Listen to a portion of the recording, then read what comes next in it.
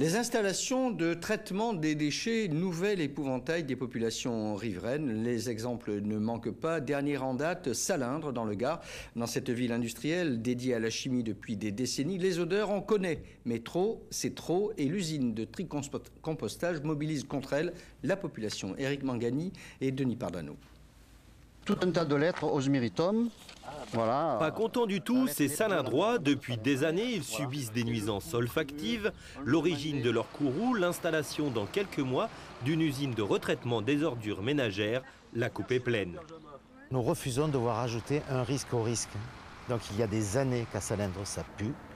Les odeurs, c'est un problème, mais nous mettons en doute, nous, l'innocuité de ces odeurs. Quelles sont les répercussions pour la santé publique? Aucune étude n'a été faite, alors qu'une étude épidémiologique, par exemple sur Salindre, 150 ans d'histoire chimique, devrait quand même être faite.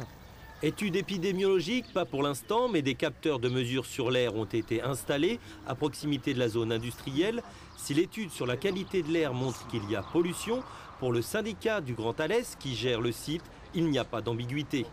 Nous souhaitons, bien sûr, tout comme les riverains, qu'aucune usine qui s'y installe ne pollue de quelque manière que ce soit l'environnement, puisque nous sommes engagés dans le cadre du développement durable sur un agenda 21, et nous y serons très vigilants, puisque c'est une exigence légitime des riverains, faire en sorte qu'aujourd'hui, quel que soit le lieu d'ailleurs sur le Grand Alès, les installations qui s'y font se fassent conformément à la loi. L'exploitant de l'usine de retraitement de déchets ménagers n'est pas encore désigné.